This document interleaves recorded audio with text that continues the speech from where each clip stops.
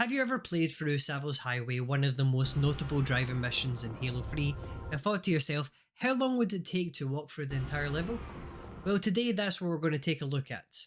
When we begin the mission, we start it off like any other playthrough, ignore the Marines, fuck you, and wait for the giant doors to finally open.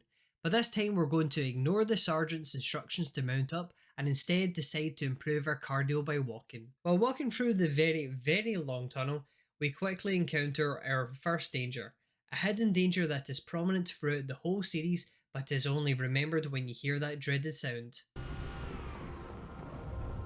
The AI's driving.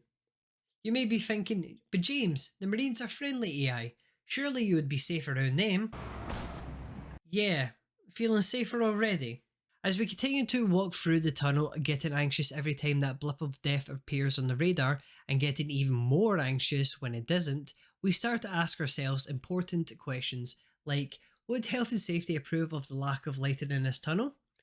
Did Chief remember to put on his Fitbit, or would Cortana consider this tunnel a natural formation? This cave is not a natural formation. But before we could think of any answers to those deep philosophical questions, we arrive at the tunnel's exit, being cheered on by a Marine praising our cardio performance. Get him, Chief! Yeah! And clocking in at 1 minute and 49 seconds. As we exit the tunnel, we take out a Jackal trying to show off his cardio by outrunning me. Sadly for him, he couldn't outrun bullets. And we're then introduced to the second, lesser danger, the Covenant, posing no real danger. I walk by the Covenant, shooting a few as I pass, and as I turned around to shoot a few more that might shoot me in the back, we see the lesser danger encountering the true danger. I decided to turn back round because that encounter would be too gruesome for YouTube. As we get over the hill, we are greeted by two Jackal snipers, terrifying on legendary difficulty, but easy, not so much. After defeating the Jackals and picking up a beautiful beam rifle for all our sniping needs, we hear that dreaded sound again. Bombs are a mess. Pelicans are scattered. The sound of death. Getting jealous of my cardio feats, the Marines offer me a lift, but no, Master Chief needs his cardio, so I politely decline because, let's be real, if you were staring death in the face, you wouldn't risk telling him to fuck off, you'd politely decline and hope he accepts that. However, something tells me they're not going to accept no for an answer. At 3:51 we reach our first firefight, where we find ourselves surrounded by brutes, jackals and grunts. Such an intimidating force, what are we going to do? Well, we're just going to walk through, to be honest. Because remember, we are on easy difficulty, remember. On the Tsavo Highway, about east of Voy. Well, that's an unfortunate name to hear if you're from the UK. If you're not and you don't know what I'm referring to, don't look it up. The eagle-eyed viewers of this video would probably have noticed that so far throughout this video, I've not been jumping. Why? Well, as you can imagine, walking through a driving level could be a bit boring at times, so sometimes you've got to spice things up.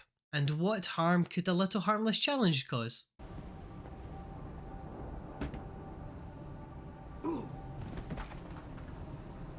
Yeah, let's pretend that didn't happen. As we reach the mission's designated halfway mark, we are greeted by the sounds of the grunts cheering us. As you can see, the excitement of seeing their hero was too much for them, as they decided to have a little sleep on the ground. He's so sleepy.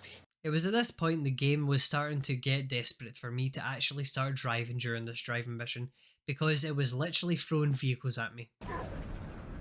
However, the game had one last trick up its sleeve, as it uses the oldest trick in the book by playing hard to get, and by pretending I'm not even there in hopes I'll hijack the Wraith.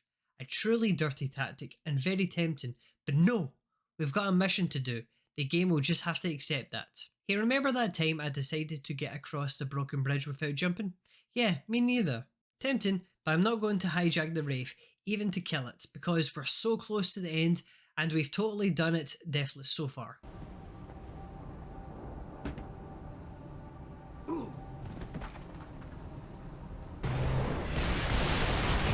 Totally not regretting not destroying that Wraith. Okay, I think we're safe. We're definitely out of range of the Wraith.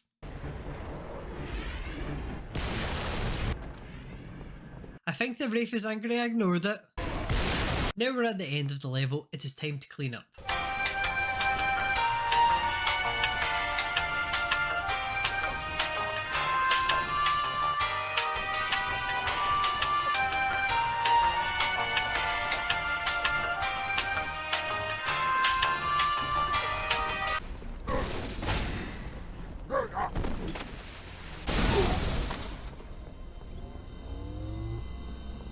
Okay, for the results.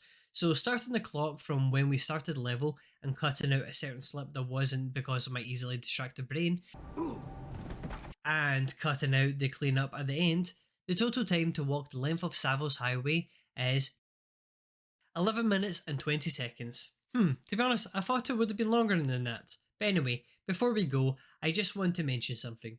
You may be wondering why I didn't clear the level first before the walkthrough, and you're right to think that, because that was my original idea. But since this game was a game that was released in the Xbox 360 era, and gaming systems weren't as powerful as they are today, the developers had to cut off areas of the map that you already passed through to save memory. Anyway, now that said, thank you for tuning in, you've been amazing. If you would like to see more of this kind of video or just more content of me in general, leave a like and subscribe. And if you have anything you'd like to say to me, leave a comment below and I'll see you in the next video. Bye for now.